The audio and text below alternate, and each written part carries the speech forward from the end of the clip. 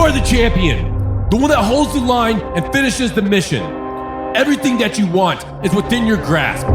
You wake up in the morning ready to dominate the day, and every step taken is with purpose and integrity.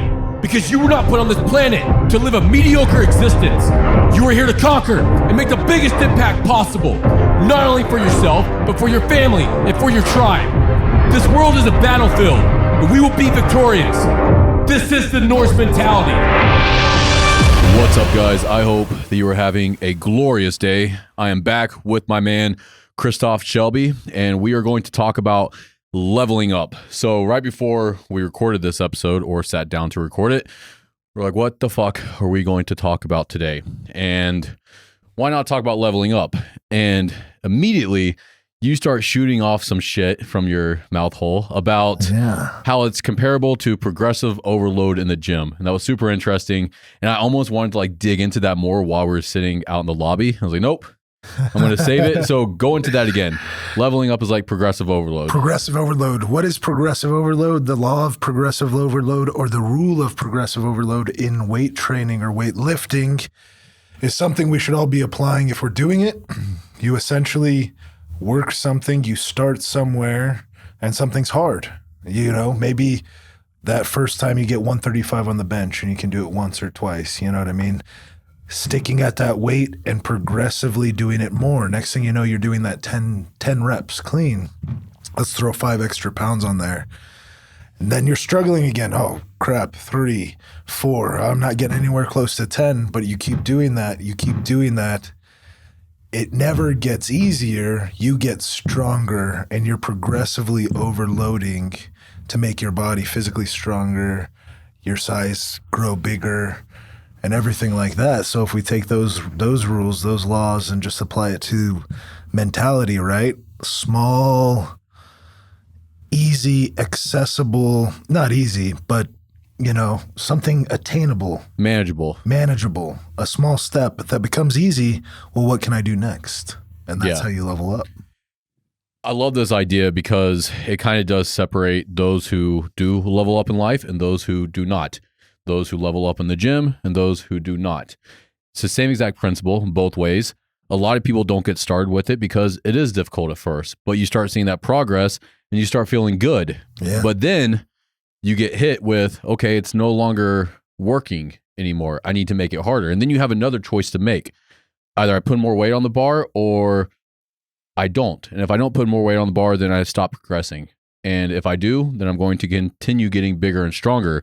When we apply that to life, it's, okay, I've been doing this for 6 months now, learning this new trade, learning this new skill set, working on some internal shit, some trauma, whatever it may be. I feel better now. Well, either I can find something else that I need to work on because there's always something. Oh, yeah. And if you think that there is nothing, life will remind you in some sort of way, right? Like maybe that's you get into a new relationship or just something happens. And you're like, oh, I still have more shit to work on. Okay, cool. Well, you can either ignore that and just continue doing what you're doing and convince yourself that everything's okay. Stay comfortable, right? Or you can get out of that comfort zone and say, okay, it's time to put in work again. It's time to do more work. I know it's not going to be easy, but I'm going to grind it out just like you would with a barbell on your back or something like that. And then the more work that you put in, the easier it is going to get. But this should be a constant cycle throughout your life. And it gets addicting. Mm-hmm. I think that's what it is. It's just like in the gym. You start seeing that weight go up and you're like, I want to put more weight on this damn bar. More weight. I want more weight. I want to level up more in life. I want to make more money. I want to have better friends, better relationships. I just want more for myself. I want to be a healthier individual, whatever it may be. I want to learn more. I want to cram this head of mine full of so much information that I can do whatever I want in life. Because that's where it starts, is in our head with that information, whatever it is. So applying that overload or that progressive overload principle to your life, it's such a cool way of putting it. Yeah. Because that's exactly how it is. And we can't get caught in that comfort zone of, okay, well, I'm just going to stay right here. Well, you're not progressing anymore. You can't expect to progress anymore. But it's an easy trap to fall into. It is. And then I think a big step in that, or a part of it, you know, the progressive part, right? There's an end goal, and that end goal might be huge. It might be almost out of sight.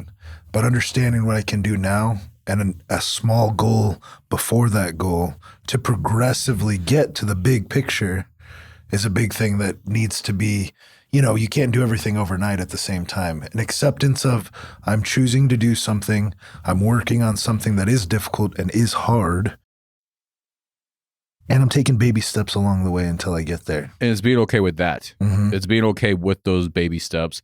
It's being okay with not seeing results overnight because you're not going to. And it may take you 5 times longer, and it usually does. Mhm. You might Especially find if it's hard. Oh, if yeah. you're not good at it, it takes a while. And I'm glad you brought that up.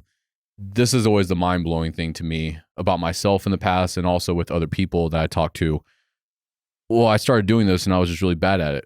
What makes you think that you would be good at it right out of the gate? You've never done this before and you expect just to walk into it and be good at it. And what areas of life does that ever apply? If you have zero experience with it, you don't know anything about it, you've never touched it before, what makes you think it would be easy? Mm-mm. What makes you think that you're going to walk into the gym and just grip and rip 600 pounds or some shit like that? Like you're going, some people do, freak genetics and stuff, but either way, like they hit a wall pretty quickly. Mhm. Nothing in life works that way. You have to earn it. And that's kind of what it is. Like if you want to level up and you want this ideal version of yourself to manifest, you have to put in the work to make it happen. If you want to get bigger and stronger in the gym, you got to put in that work. Yeah, that's a sacrifice of yourself to yourself. As the man himself, Odin said, Might as he was hanging from the tree. But that is my favorite part of the Have 'Em All is sacrifice to yourself for yourself, because it applies to everything that we do on a daily basis. If you are that ambitious person, which someone's listening to this podcast, let's just go ahead and assume that they are. They may not be yet, but there's an ember inside of them. That's the way I try to think about it. There's an ember inside of them. And hopefully this podcast is just like that breath that's making that flame a little bit bigger, right? And they just keep listening to it. They start applying this stuff to their life. That flame starts to get bigger. They start seeing progress. They start moving in the right direction. And then that addiction sets in where they start accomplishing new things. Once you see the hard work pay off, that's when it'll become addictive. Yeah. And understanding that I have to put the work in until I do see that, and dedicate yourself to an idea without jumping around through many on the big picture of things is hard sometimes. It's being consistent with that one end goal in mind and not getting distracted by shiny objects. Shiny objects. That is one of the best things you could say. There's things in life that we do and there's things in life that we work on, and something that's normal to somebody else is going to look real shiny to you if you're not doing it. And that's the shiny object is a good metaphor for the, easily finding excuses for the distraction sometimes. You have to put on blindfolds almost. Like when you set an objective for yourself, this is where I'm going, this is what I want to achieve. Okay, cool. I have tunnel vision on this, all this other shit going on the outside. I don't fucking care about it. It doesn't matter to me right now. Even if something pops into your head or an opportunity might come about. Okay, cool. I'm going to write this down.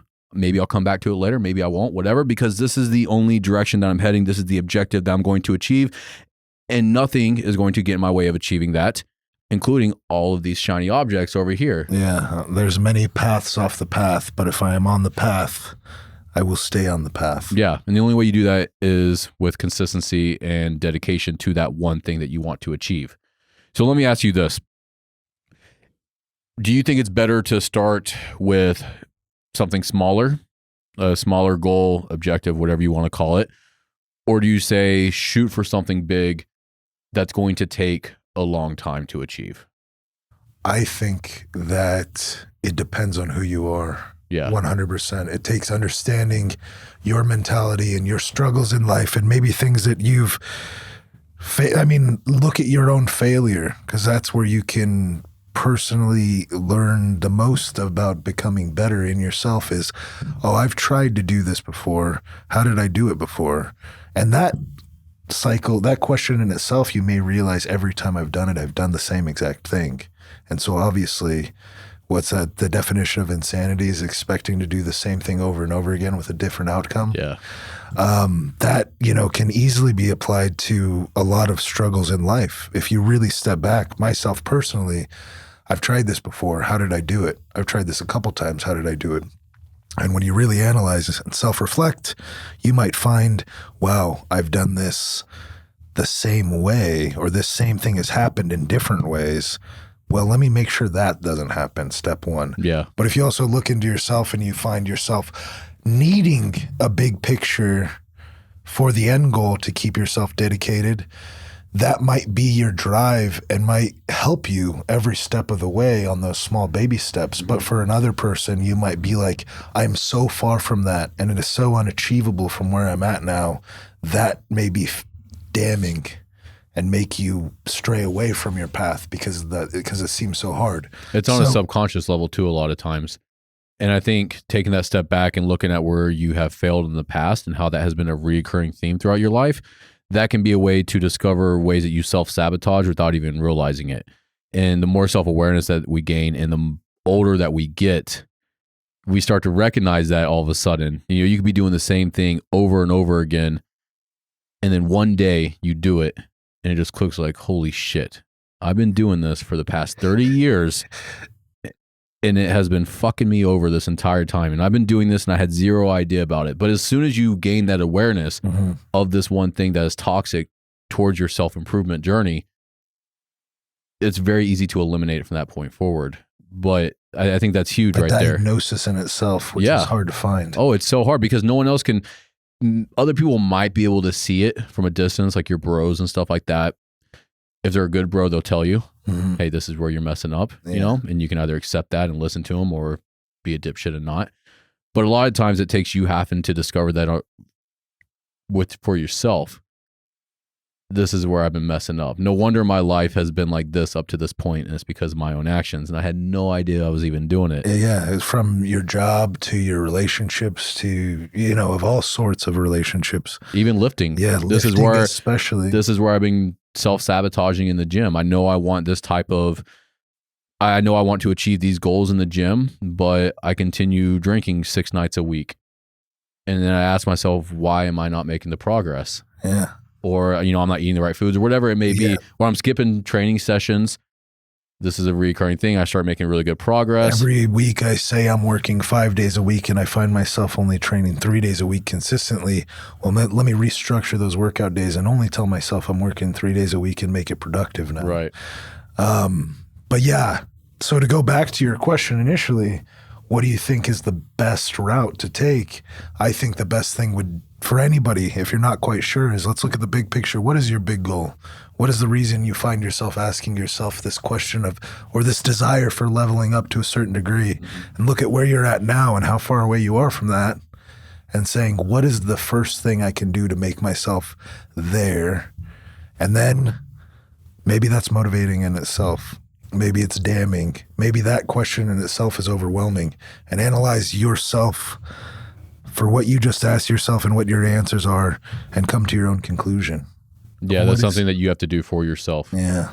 And maybe talk, if you have people in your life that are supportive, that are really supportive, hopefully stay close to those people and they can help stay you on path. But there is one true thing when it comes to people around you, and that is misery likes company. And if you find yourself bettering yourself, for instance, a good example of this would be, you know, people who are in awesome, loving relationships, and maybe you've both been overweight your entire life, and one of you wakes up one day and is like, I really want to get healthy for me.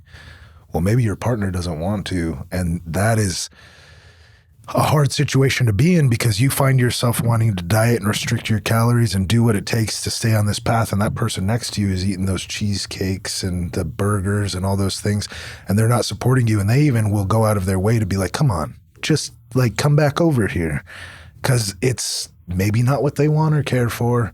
But at the end of the day, the people around you will help sway you in the right directions or not. And that's a whole nother aspect. They have way more influence over us than we realize. The people we surround ourselves with dictate the majority of our behaviors. 100%. And that's just, that's tribe mentality. That's how it's always been. I've seen that a lot with bros and I guess broettes or whatever you want to call them. But whenever, I'm observing a relationship from a distance and I see a chick that starts working out, she's posting on Instagram, whatever it is. I know her boyfriend or husband or whatever, and he's just being a fat piece of shit and not getting his stuff together. That was a little harsh, by the way. I apologize. But either way, yeah, that was uncalled for. My bad, guys. But either way, he's not getting his shit together. And she is. And I promise you, she's on her way out if you don't get your shit together. And it's kind of different for guys. And I think guys hang on there a little bit longer. But yeah, if the chick starts really focusing on health, getting fit and whatnot, and the guy doesn't start doing it, every time I have seen this, they end up separating. And it may even be, and that's, the insecurity that arises on your own side, right? If you're that guy in that situation that's not working out or not doing these things, and your girl's next to you looking better and doing better and getting more attention, just that in itself, without being like, you know what, I think I want to do this for myself. You guys could be getting along great, but you're like, fuck, there's a lot of people talking to her now, like she's starting to look real good. And then just that can destroy the relationship. Yeah, because those insecurities start to come up that you weren't even aware of because those insecurities haven't been triggered yet. Yeah. But that's where life throws you shit for you to work on. It comes full circle. Like, it's time to level up. Like I said in the beginning of this, man, that's the way that it works. There's been plenty of times throughout my life where I thought I had it together. I was cruising. I'm good. Yeah. I'm good. Everything's solid. 6 months in, all of a sudden I get hit out of nowhere and all kinds of shit come up and okay, there's something new. Yeah. Cool. Good. That's always my reaction. Good. Good. Let's dig into this. Let's find out. And I start nerding out, man. I'll start reading every book I can get a hold of. I start watching YouTube videos. I get obsessed about this one little thing that I need to improve on because so many times throughout my life, that's how it's been this is what's fucked up about me. Okay, cool. Let's eliminate it. Let's work it out. Let's get it fixed. And once you do that so many times with repetition, you start to realize there's nothing. It becomes a reaction. It becomes a reaction. In a positive way. And in the most positive way possible. Yeah. And that's one of the few, reactions in themselves, and curbing your reactions or changing how you're reacting to things is a whole nother level of leveling up. You know what I mean? Internally deciding, accepting immediate defeat or looking at it like a challenge of a mountain to climb or a battle to win. Once you can start to shift your mindset in that direction out of victim mode into triumph mode, that's what we'll call it there. Yeah. Pull that out of my ass, but it sounds cool. But that goes back to the victim mentality, that whole, like that spiel, the shirt, everything about it. Yeah, death to the victim mentality. Yeah, death to the victim mentality was probably one of the most impacting, powerful Norse fitness things that, like, the first time I saw it and the idea of it and putting the words to it and the idea to death to the victim's mentality, it can be monumental to who, just by accepting the fact that I am no longer feeling sorry for myself. This is one of the most, I can go back to a time with my father. I love my father. He was a great man. I didn't spend enough time with him when I was younger, and we're building a great relationship now. But as a chubby, out of shape, fat little kid that got made fun of a lot, I remember going to my dad one time, or whatever it might have been, and I just remember it was one of the most meaningful things that anybody has ever told me in the harshest way possible. And I remember, I don't know what it was I was upset about, and he just looked at me and he said, "Never feel sorry for yourself," and like walked away. And I remember stopping immediately and just being like, two things, like, what the fuck, dude? Like, that's what you know what I mean? But it rang the in my best thing ears. he could have ever told you. The best thing he could have ever said. He said, "Never feel sorry for yourself." And maybe that's why that message to me in a whole nother way means so much, because once I stopped feeling sorry for myself, the world opened. Well, you start taking action. Mm-hmm. That's the difference there. Whenever you're feeling sorry for yourself, no action is taking place. Nothing is changing in your life. Everyone else is to blame. But when you take responsibility for it, and you take responsibility for your life, and you realize that you're in this position right now. Okay, cool. Well, I don't want to be here anymore. What do I need to do to get out of it? What actions can I take? Because I'm in control here. of my life, what actions can I take to propel myself forward into something better? That's the only way that takes place. It does not take place with the victim mindset. And that whole design, that shirt idea, it's one of our core values too. Like here at Norse, we have 5 core values that the team lives by, and death to the victim mentality is one of them. Unwavering positivity is another one. Like, it's all shit that we have on our t-shirts, which is cool. Those are all things that we live here at Norse. But if anyone on our team came in here spouting some victim mentality shit, it would get shut down immediately because it does nothing. It is the one thing that holds people back. And that is why I made that t-shirt, because I was observing. I had a lot of people in my life, including myself at some points, of course. And I'm like, if you could just get out of this mindset, your life would be so much better. And I'm like, well, what is that mindset? I just started dissecting it.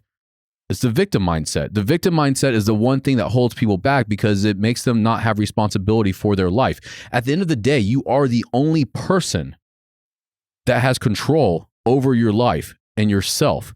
And if you can't get that shit together, how the fuck can you, how much bullshit is it to think that someone else should have to do anything for you to better yourself? Yeah. As if that person doesn't have their own life. They don't have their own bullshit going on, because we're all fucked up in the head. 100%. Everyone is fucked up. Yeah. I mean, once you kind of realize that, like, okay, everyone's fucked up. Some people just hide it better than others, but everyone has their own shit going on. So to expect someone else to take energy out of themselves and to invest into you because you don't want to take responsibility for your life, it's bullshit. But going back to the one thing that holds people back the most from leveling up is the victim mindset. 100%. And it's a very easy way to break that. And it's a hard thing to present when you are in the victim mentality, because I don't know how many times I've thought back to those words my father told me in different situations with other human beings, and usually in relationships romantically, when you know what I mean? Yeah. And you're just like, babe, quit fucking feeling sorry for yourself, in the most endearing way I could. Yeah, it's loving. But you can't always say it like that, because it gets, if they're there, and you almost need to pull them out of it if you care.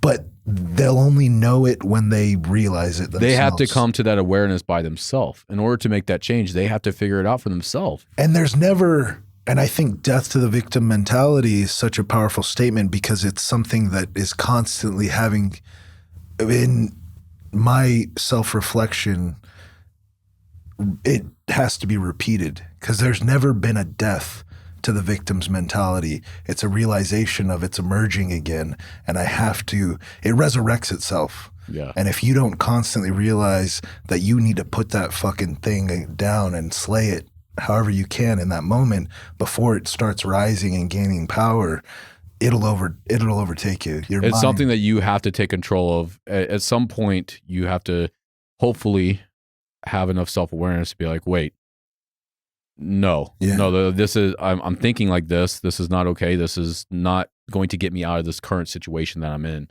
So what can I do? I fell into it, honestly, earlier this week. I woke up just shitty mood. You know, it happens. And I was doing everything I could think of to get out of it. And I was working out over there, over at the Norse compound.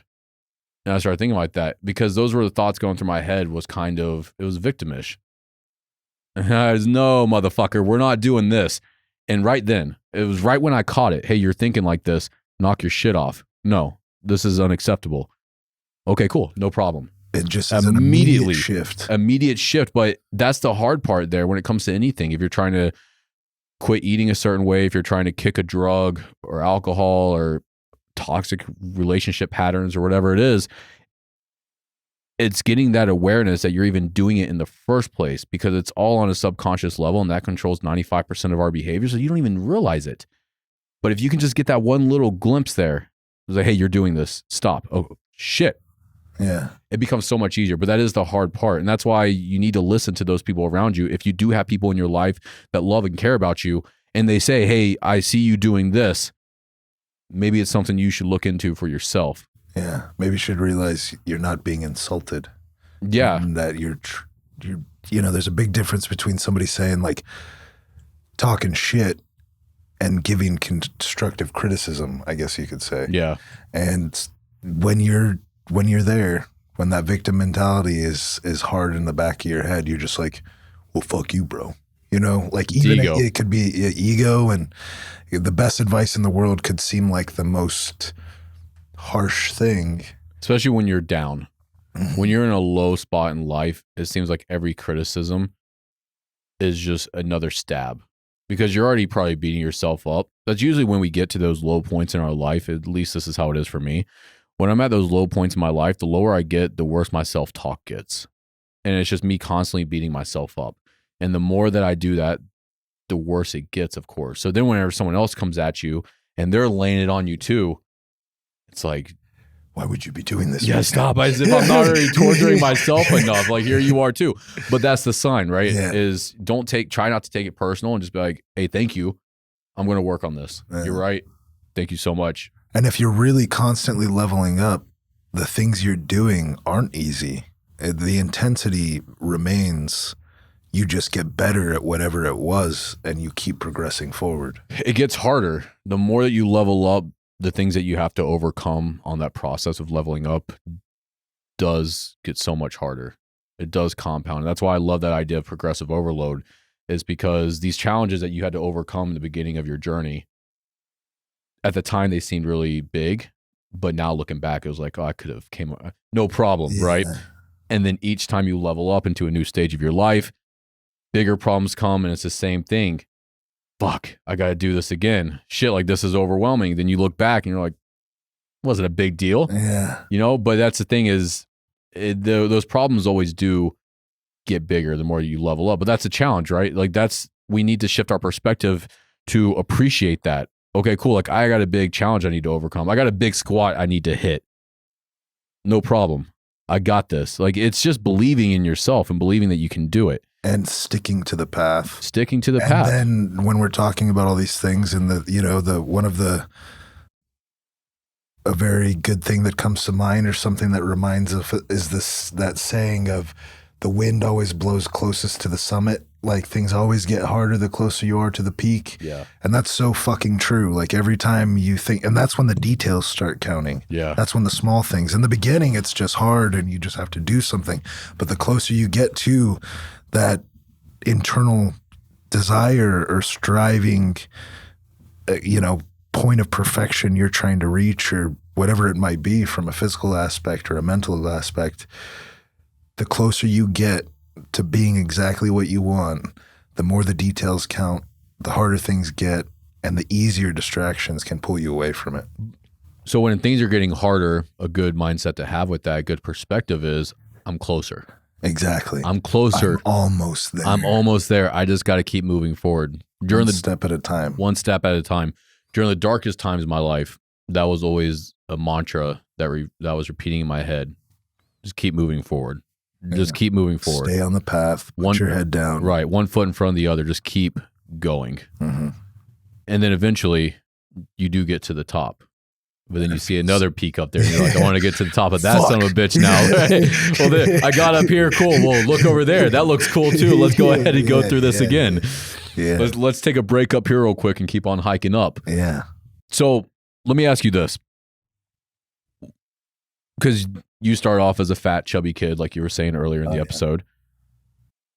What did you just start doing to level up yourself? Honestly, it was just physical activity. I started playing, and it was never outside of my desire. I moved here and the food here is a lot different. There's a lot more accessible things. Because you're originally from Norway. I was from Norway and came here around the age of 8.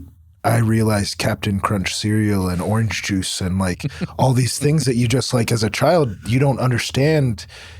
You're a kid and like they taste good. If I eat a lot of this, something's going to happen. But you're just like, oh, I can have more. Okay. And next thing you know, you become this thing that you as a child I don't know why, I'm fat. And then once you realize, oh, it's a food thing, I shouldn't be eating as much, then you realize that and you're like, okay, well, I don't want to be like this anymore. So I I definitely need to break up with Captain Crunch, I think. And then How hard was that breakup? Dude, Was it heartbreaking? It was the first one. Yeah, The first heartbreak you had. It was the first real hurt to the soul. and then after that, just I wasn't immersed. Like, you know, the people around you have a big impact on what you're doing and who you become as well. And becoming more immersed in physical activity and sports, and then finally having access to a weight room, weight training and things like that weren't a part of my life or around me or anywhere near me. And then you find interest in that. And I had like some serious idols that were big in strongman, you know, which I mentioned, like Mars Pujanowski and things like that. It was like, that dude is fucking cool, you know? He's fucking jacked and strong. And I want to be like that guy. I want to be like that guy. And then I just naturally indulged myself in those areas and then started noticing physical changes. And then, like, we went back to that, you know, before I even realized what was happening, I was becoming addicted to the opposite spectrum I found myself in initially that I didn't even knew I was doing to myself as a child. And then oh shit. Like, I remember one of the first things that I kind of started doing a lot when you're a kid, you know, you're just like, I started doing a lot of tricep stuff and like dips and things. And then I'm like, holy crap, my triceps are huge. And then, you know, like my traps. And then next thing you know, you're actually like doing real lifts and squatting and, you know, learning it. And then other things change. And then just seeing that like underneath this layer of fat becoming this like muscular, you know, entity of like a juggernaut, you know. And then at a certain point I became very muscular and, you know, I remember kids in high school, like, you know, the little kids come to like there's like those classes that teach, like teaching to the younger children. So like kids will actually come to school for like a class to like demo, like tutoring and things like that. And I remember like kindergarten kids like walking by and seeing me and be like, look at that guy. So, and I was in high school, you know, and I'm like, oh fuck, like I look cool now. But I was always still very self-conscious. I had a lot of fat at the same time. I was like a big strongman, you know. I competed in strongman at the time. At my heaviest, I weighed 320 pounds when I was like competing nationally. How tall are you? Just at 6 foot. So it's a lot. It was a big size. And then so once I had a period of time where I went back to Norway for about a year and a half.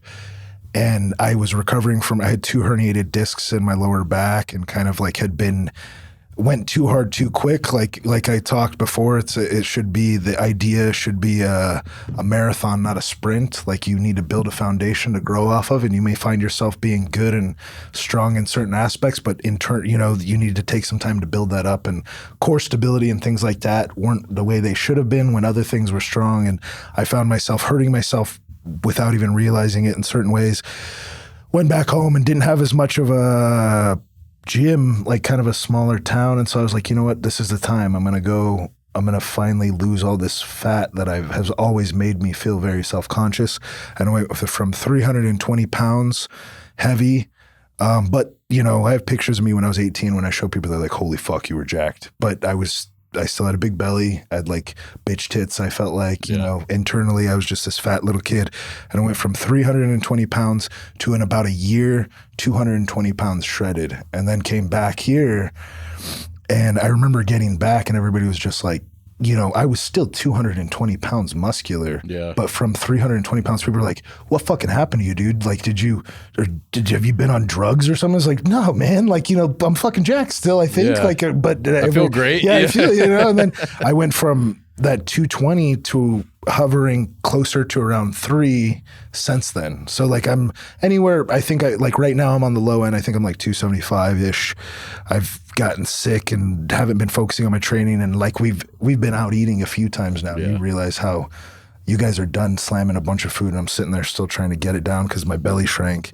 But you know, I'm not on the way, you know, I'm still on that path. I'm still climbing that mountain myself, and I need to remember to eat. I need to remember to do these things, and I know everything needed to do, and it's just a matter of doing them in hard times and reminding yourself what you need to do. So these rules apply to myself, and I'm reminding myself of all these things every day. As much as you might find what I do impressive or think, I look cool and I'm jacked and muscular, every day I'm having to remind myself of these same things, and it's never like I'm not done, like we're still, You're not ever going to be done. Striving for more and more and more. Do you think you'll ever be done? I don't think so. And I think that's what, it's a blessing and a curse, because I will never be happy. Yeah. I will never be happy. But I think like I also look in the mirror and I'm like, oh, that's pretty cool too. Yeah, you definitely get to a point where it's more not contentment, because I'm at the same place right now. It's not contentment, but at the same time, I'm like, you know what? Like, this is cool. Like, I'm not going to stop. I can't stop. No, like, there is no stopping here. I'm going to continue seeing what I can do here. Now it's been a shift around 30. It was, I just want to be healthy.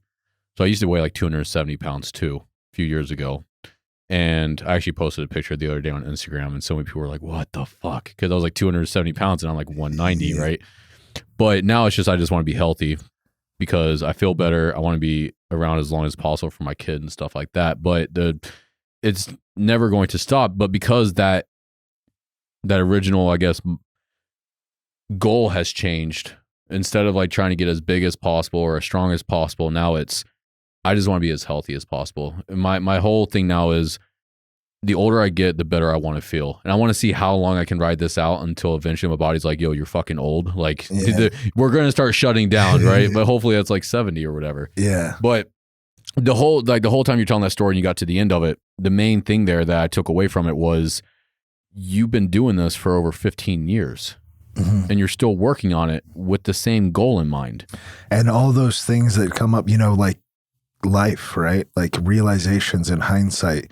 Maybe I shouldn't have done that day. I didn't eat enough calories. I had been like sleep deprived, and I went and did something in the gym that was really stupid in the moment and tore this or that.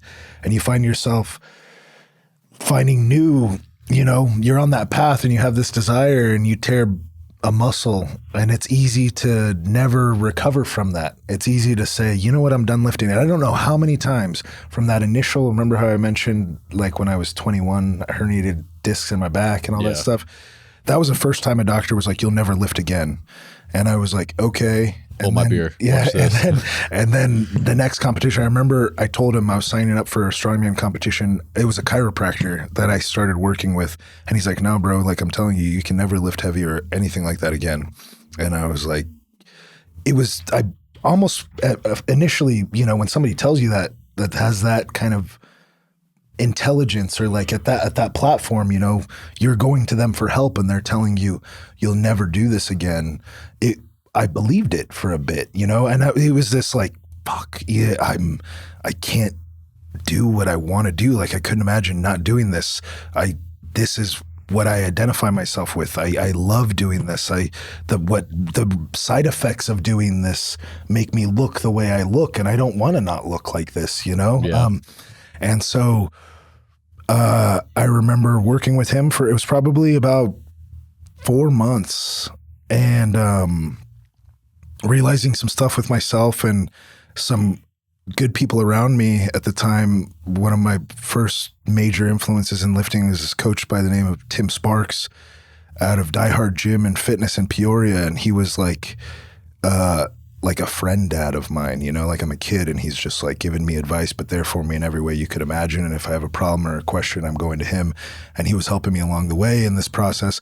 And I remember being like, I feel good. I'm squatting again. I'm doing this stuff. I'm signing up for this competition. And the chiropractor told me, he's like, if you do this competition, something bad's going to happen. You're probably not going to walk. And I was like, all right, bro. And I won that competition. And I just went back in for one session after that. And I was like, hey, remember that competition? Check this out. I took first. And then he was like, oh man, and I never talked to him again. I was like, that's it. And so it was, that was a point of, there was many options on that path. And sometimes a doctor's best intention and what they do is to make sure that you don't hurt yourself. And they have the best intentions with what they're telling you, but there's always a way. There's multiple paths that you can take. Yeah. And regarding what path you take, that's going to put you on a completely different trajectory. Imagine if you would have listened to that doctor, you never competed again. Your life, you wouldn't be sitting here right now. Oh, definitely not. I don't know what I'd be doing. Right, like nothing. And I know for a fact that was before I lost that weight. I'd still be a fat piece of shit. Oh, you probably would have been way fatter. Oh yeah, big. Absolutely. Huge. Yeah, so if you would have taken a different path, if you listened to that guy, taken a left instead of a right. Yeah. Who knows and what that would have doesn't, happened. And that doesn't mean like I'm just that was a medical profession and he had good intention in what he did. He just didn't understand what else I could do. And understanding that and realizing there's always a way to rehab. And, I don't know how many old dudes that I talk to that like weight lift that their shoulders are fucked up from doing pull-ups their whole lives and all this and that and how they can't move and this and that. And shoulder injuries are one of those ones that really set people back. It takes a lot to recover from. And they're like, oh, I can't do it anymore. Can't, just won't. Doctors say I can't. But break that fucking fascia up. Pull through it, like learn rehabilitation motions. And in that process, after you hurt something so badly, you want to protect it. And when you start feeling it, it's going to happen again, but realizing maybe there's a purpose to this. Maybe I'm breaking something up. I'm not physically pushing myself to hurt myself. I have rehab and recovered. And this was years old. And now I can start working to make it better. And I will promise you it can be a dead issue if you know how to do it and you get the proper research on your own hands or advice from others and overcome, this is all lifting related, right? But these same things can be applied to any other aspect of mentality, professionalism, job, career. There's always another path. It's that word, can't. Yeah. It's heavy. I hurt my shoulder one time. Now I can't do this. I can't do that. I can't do this. Yeah. You can't say that word to yourself. That's the bottom line. You just can't do that. As soon as you say can't, every part of you that would push through just says, well, we can't.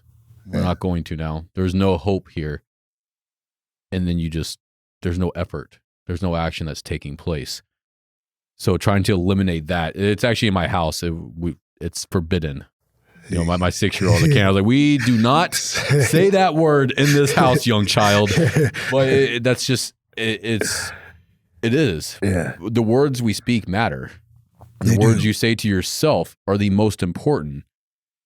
And sometimes you just got to fake it till you make it. Even if like deep down, you're like, I can't do this. You cannot allow yourself to mutter that. You just got to shut it down immediately. Can. You repeat it over and over again until it happens. I know you've done that before, and so have I. It's a matter of bullshitting yourself until eventually you do something and you prove it to yourself. It's like, oh no, I was right. I can. And everybody else is like, dude, you're right. You could. And I was like, I fucking told you. But you're also like, yeah, dude, I told you in here. Like I was fucking having to say it to myself too. That little voice in the back of my head was saying what you guys were saying because you hear it and it's hard to get out. I think it's important to realize that you're going to fall off track if you're on this pursuit of just becoming the best version of yourself. Failure, that's a good thing, like that's the biggest thing like that we can learn from. And it's not like an end. Failure is just a realization. And that is huge. Yeah, it's going to happen. Like you were saying, you've fallen off numerous times, but you got back. Mm-hmm. I have definitely fallen off numerous times on the way to pursue something. And eventually I just get back on track. And the thing that helps me the most with that is writing down my goals every day. I write them down every day. There's certain goals I've been writing down for years now. And even if I'm not necessarily working towards them at full capacity in that moment, just the fact that I write them down every morning, eventually I go, hey, you're not doing anything towards this. Like, let's get back to it. And I start implementing those steps again that I was originally taking before I fell off. Exactly. And I think back to what you're saying about like writing down your goals. One of the things that I've heard you say or listened and seen in this way or the other that has stuck with me that I find myself reminding myself every day. Sometimes it's writing it down. Sometimes it's just saying it out loud. Sometimes it's sending it a text to somebody else. But when I find myself having a hard time telling yourself, what are 5 things I'm thankful for? And just that, reminding yourself of things around you that are good, because that one thing can be so damning to everything around you and just cripple like a cloud, or a sheet, a wet blanket to keep everything else down. But reminding myself, what am I thankful for? Like this, and this can sometimes overshadow that fucking negative thing that was in there. Here's the thing. You wouldn't have any of those amazing things in your life if you were as terrible of a person that you try to convince yourself that you are sometimes. Nobody talks more shit to you than you. And that's the truth. The things that you think that other people are perceiving you as, they're not. Mm-hmm. That's you making that up in your head most of the time. And that is a powerful thing. Right. This person's judging me. This person's thinking this, whatever it may be. That's you. Mm-hmm. You're thinking that about yourself. You're beating yourself up more than anyone else has put thought into you. And over time, you can fix that, though, because I used to be the worst about it. Just completely negative about every single thing. And gratitude is what changed that for me, was just being grateful for every single thing around me. And it was pretty much 6 months straight. I would write down 5 things I'm grateful for. And I still do it every day. Sometimes I write down the same thing, whatever. But what really helped me change this was for 6 months straight, every day I would write down 5 things I'm grateful for. And every day I had to write down 5 different things. It's really easy the first 2 weeks. Dude. But then you start really having to dive into it. But then that's what's so amazing about it, is that you start realizing that there's so many things. It's infinite, right? There's infinite things in your life that are good. You have it made. So this one thing might suck. Okay, well, fuck this thing. It doesn't matter because I have an abundance of all these other things. And it's shifting your mindset from scarcity into an abundance mindset as well. Even if it's financial. If you convince yourself that you're poor, you're always going to be poor. But if you convince yourself there's an infinite amount of money, I just need to go get it. I'm already a millionaire. They just haven't paid me yet. Yeah. That's that kind of self-talk that you have to have with yourself. Even in the gym. It's not, I'm a weak little bitch. It's, I'm fucking jacked. Or I'm working towards this. I'm going to look like this one day. Just wait.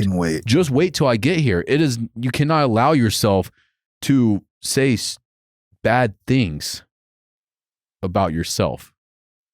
It's either this is the reality, even if it's not, because I'm going to make this the fucking reality, or it's this is how I am. This is who I am. And you just do that over and over again until eventually it's just second nature. And then these old thoughts that you had that were beating you down and stopping you from getting to where you wanted to be, they start to disappear. They start to lose that hold on you, because that's what they do. There's negative thoughts, they hold you down. But you can slowly break away from those. And the way you break away from those is by shifting your reality. You create your reality in your head. Yeah. Whatever you want to achieve on the external starts on the internal. They all start with thoughts. So, okay, I want to look like this. You did it. Back in the day when you were that fat little kid, It was, I want to look like this. Now you're 32 and you probably look way cooler than that little kid thought that you ever could. Yeah, we talked about that last time. Like if I wish I could go back to, I guess maybe like 12, 13-year-old Kristoff and just sit him in a room. And like, I bet you if I was 13-year-old me was sitting in a room and me today walked into that room, I would just be like, that might be all it takes. I might just have an infinite little kid boner and just be like, I'm going to fucking do it. Like, and then just like, I could just look at me and be like, keep going and walk back out. And that would be enough. Like I'm very proud and thankful for everything that has hit me and all the things that I've gone through to find myself doing exactly what I'm doing today. And there's many things we've talked about personally that have happened to me that I would be doing a completely different thing if everything went right. And I would be miserable compared to the happiness I find in what I do today. Because you have to overcome things in order to appreciate them. Mm-hmm. Imagine if every goal that we work towards, there were 0 obstacles in the way. We'd reach one thing. Okay, cool. Then we reach another thing. There's no joy in that. It's overcoming these obstacles, feeling that internal power with every obstacle that you overcome. That's where that boner comes from. Like, you know what I mean? Like that is where that internal fire just continues to grow, because I overcame this, and it was stupid hard. Like the hardest battles that you have to fight are always the most rewarding once you win them. Yeah. Imagine there were no battles. Yeah, I would never be thankful for anything. Right. And I that's why never would gratitude is such an amazing thing. And those that have the most gratitude, like the people that you get around that are just projecting just amazing energy out into the world. You get around, you're just like, I fucking love being around this person. This is a cool dude. That person has probably been through a lot of shit in their life. And then people that don't, you can just tell. Yeah. They're shitty, usually. Usually. Yeah. For sure. Goes back to that, what we were joking about last night. Like everybody needs to be punched in the face like once in their life. At least once. At least once. You just got to feel it once. And then you're like, oh, maybe I won't talk shit anymore, you know? but that aspect of, you know, life and gratefulness or anything, you know, like I've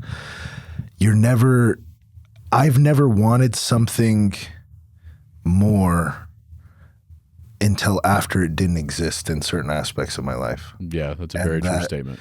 And those moments of maybe even getting an opportunity again after you've lost it, it's easy still to forget again after. It's so quick, man. It's like I didn't have this, and I, you know, like it could be like, if we could talk, it could be a relationship with a girl. You know, I fucked that up with that girl, and then she comes back around, and you're just like, back to like those old habits can come back fast. This could happen with, I've had my moments to where I've had these huge injuries that find me not walking, and simply getting up and walking to my bathroom to use the restroom.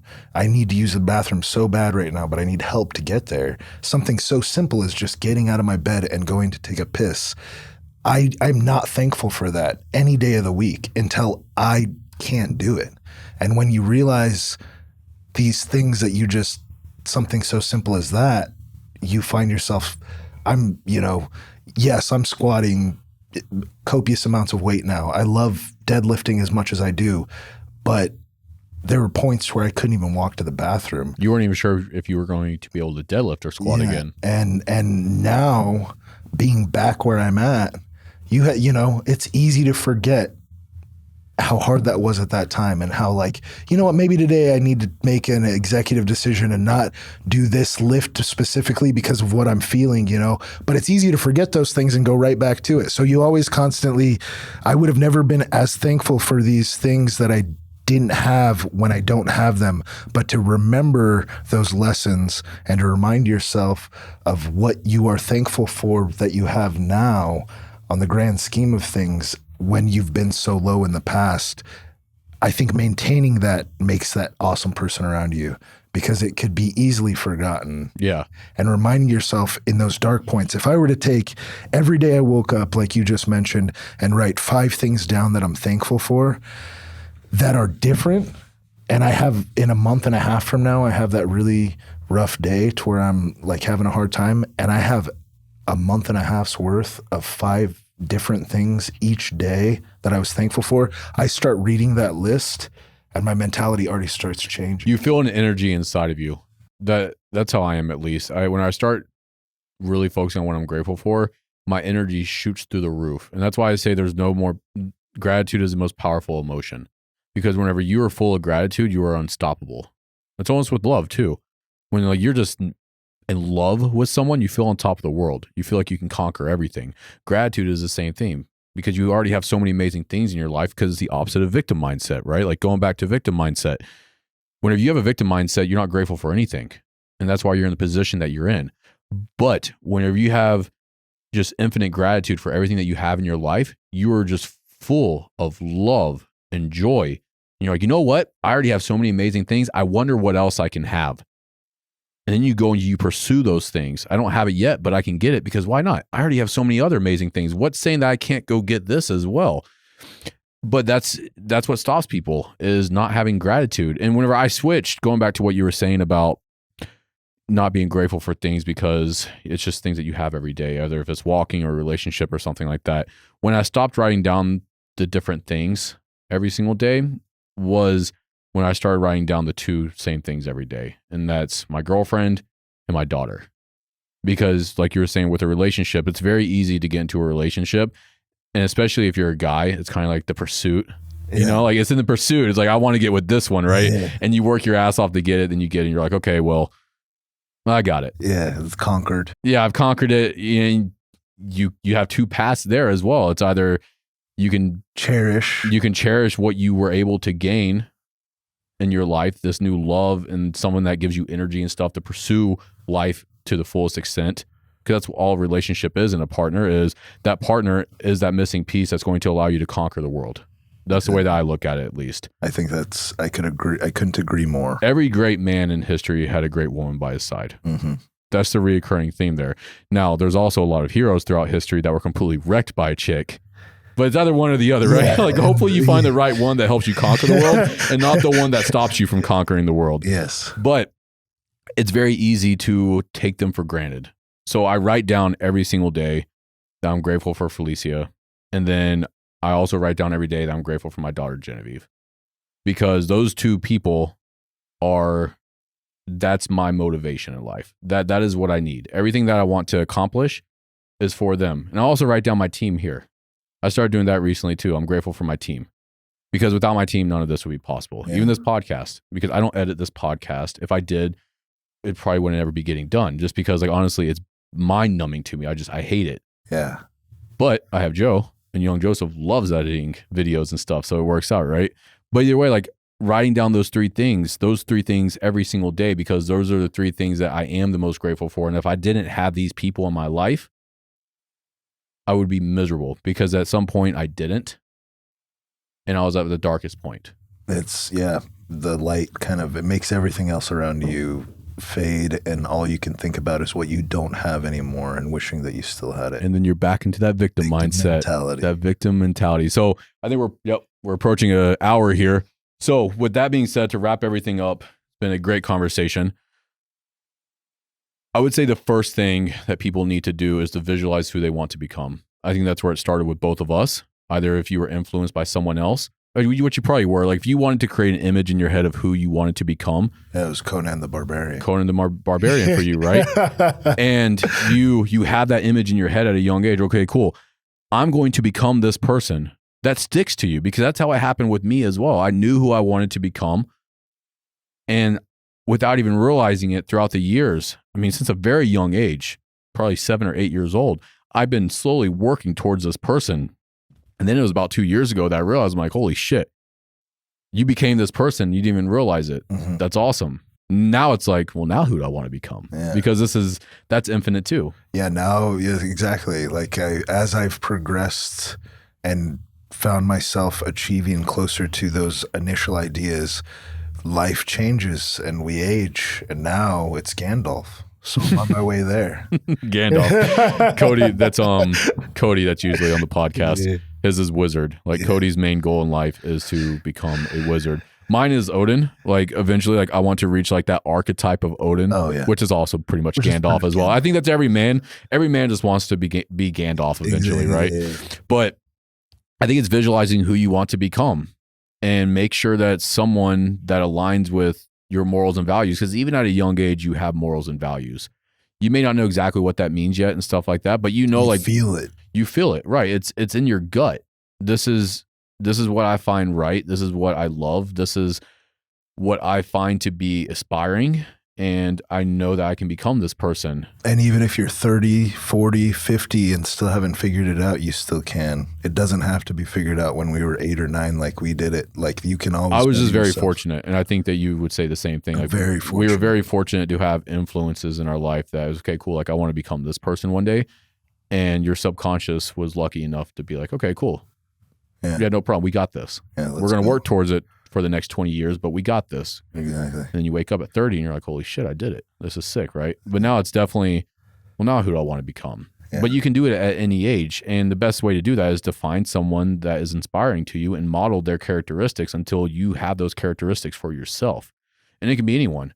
Even if you are currently watching this and you see old jacked Kristoff over here, is like, I want to be like Kristoff. Cool. Then fucking work towards being like Kristoff. I'm sure that would be very rewarding to you to hear that someone's doing that. Exactly. That's all it is modeling. It's something that I'll never stop being grateful and surprised by. I get it often and I get it a lot, but whenever it happens,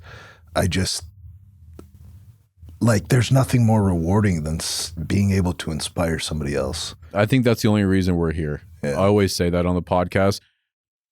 Every person's purpose is to help other people. I legitimately believe that. I think that every human's purpose is to help other people. As long as you're helping other people in a way that makes you happy, then you're good. That's all that matters. Because that's the thing, especially with young men nowadays, or just men in general.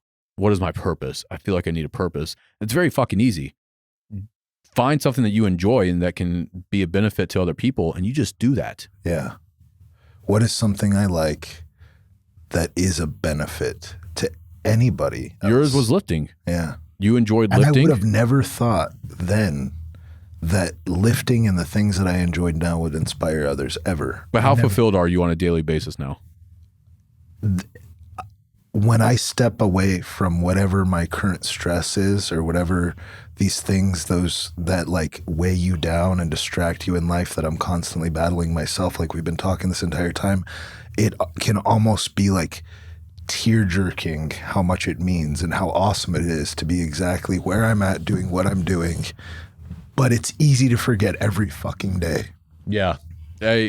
With me, it's one or the other. So what I do is stressful. The same with you. Mm-hmm.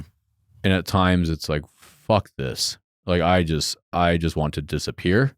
I don't want to see another face. I don't want anyone to know who I am. I don't want any of this.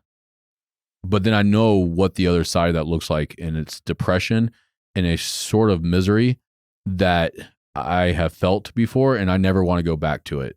So that's what snaps me out of it. It was okay, well, you're stressed because you're moving the needle. You're making shit happen, you're going to be stressed. That's just the way life works. Get the fuck over it. Mm-hmm.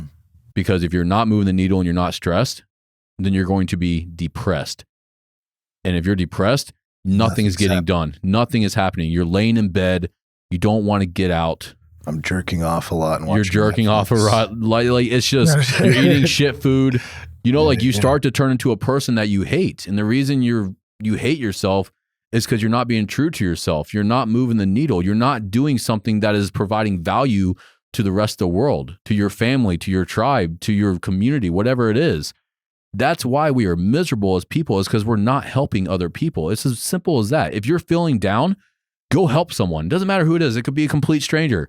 Just go help someone. And I promise you, you will feel better. Feel better, 100%. So that's why I say your purpose is to help other people, because that's how it's always been. We would not be here as a species if we were not tribal and we did not help each other out. That has been the purpose since day one, is to help your tribe, to help those around you. That is where purpose comes from. I think the issue, though, is that people think about purpose as a selfish thing. I need to do something for me to make me feel fulfilled. No, you feel fulfilled by helping other people. Yeah. There's nothing better in the world. Something more is created in that process. Well, you have a kid now. Yes. You have a little girl. She's what, about 9 months old? She's 9 months old and her name is Herja.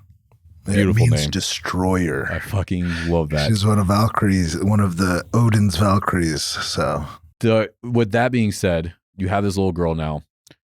That drive to help someone outside of yourself has probably skyrocketed since. Oh, yes. And the idea, I think that's something that'll never, that in itself is like, if I ever wasn't going to stop before, which I felt I never would, I'm never stopping now, because that little girl will always be looking at me, and I want to be the inspiration for her in anything in life. Give her the love that she realizes she desires, because and teach it to her appropriately so she grows up to respect herself in some aspects, show her that she can never quit because I didn't, in this aspect or that one or the other. I want to just be, however I can, be positive and influential to her in the most best possible ways. And as you're doing that for her, things around me are changing. Everything else around you is changing as well. People are being attracted to you because you are doing so many amazing things for other people and for yourself. And you're just someone that people want to be around, and they look up to you. And because they look up to you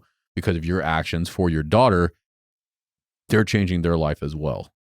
So at the same time, it's not I can't do anything for myself. No, it starts with you. You start bettering yourself for you. You start leveling up for you. But that drive to continue leveling up is to level other people up. Is to around level you. up other people as well. Either if that's your parents, your kids, your partner, your friends, whatever it is.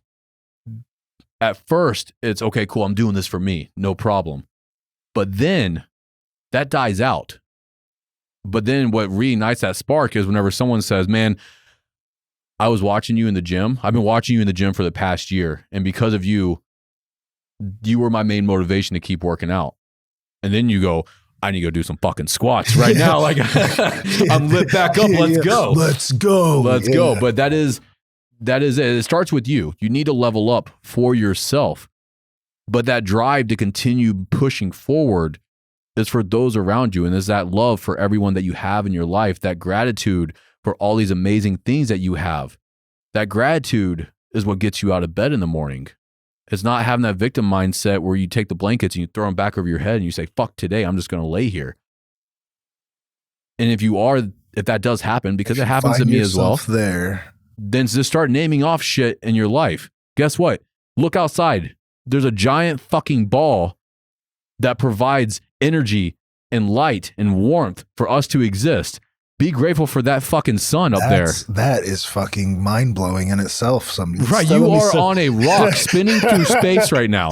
We have all these other planets in our solar system, and yet there is one that can inhabit life. It's literally a fucking rock that's spinning around, and all the conditions worked out perfectly for you to exist. There's a billionth of a chance of you to ever experience life.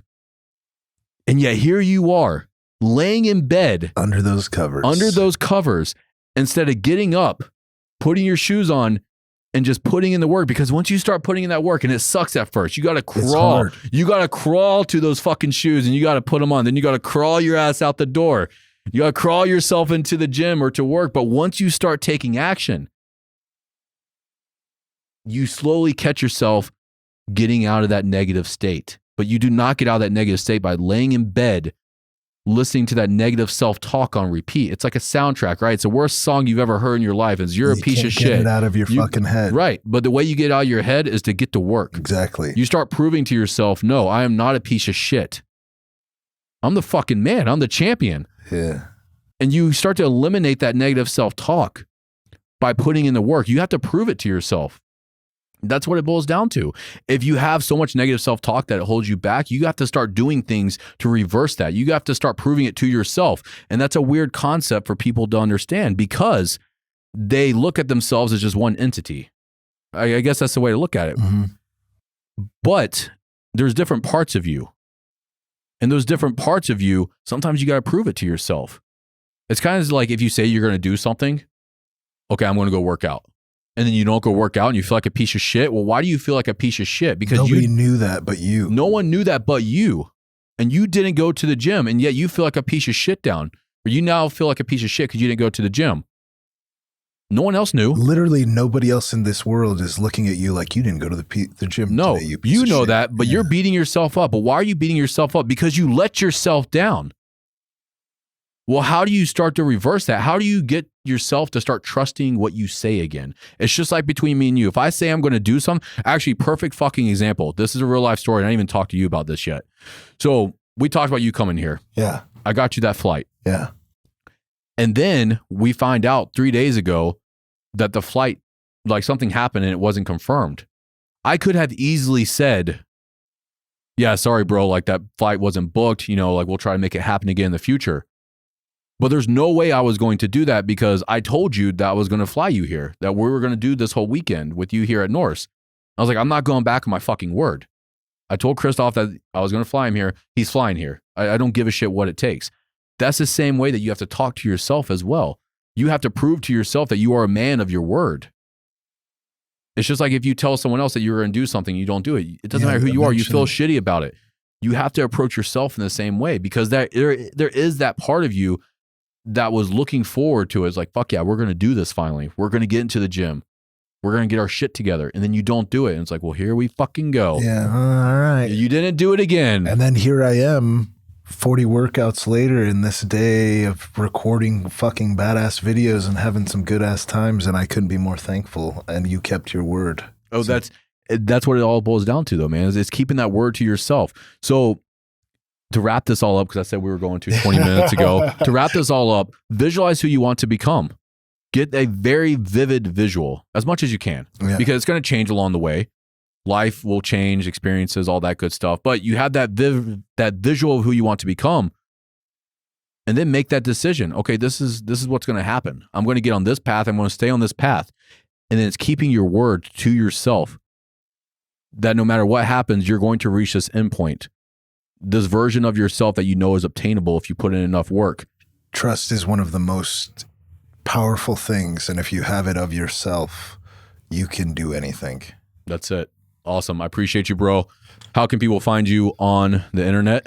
Viking Way Performance, Instagram Viking Way Performance, www.vikingwayperformance.com, and the TikTok thing now. The TikTok thing. It's also Viking Way Performance. Viking Way Performance. Viking Way Performance all around. I'll put all that in the show notes as well. Anyways, thanks for listening, guys. We'll talk to you soon. Thank you for listening to another episode of The Norse Mentality. This podcast is a byproduct of Norse Fitness. We make clothing, fitness accessories, supplements, and other tools to help you reach your true potential. You can check it out at norsefitness.co. And if you found this episode beneficial, please share it with a friend. That way we can continue to make a bigger impact and change the world. Thank you for your support, and we'll talk to you soon.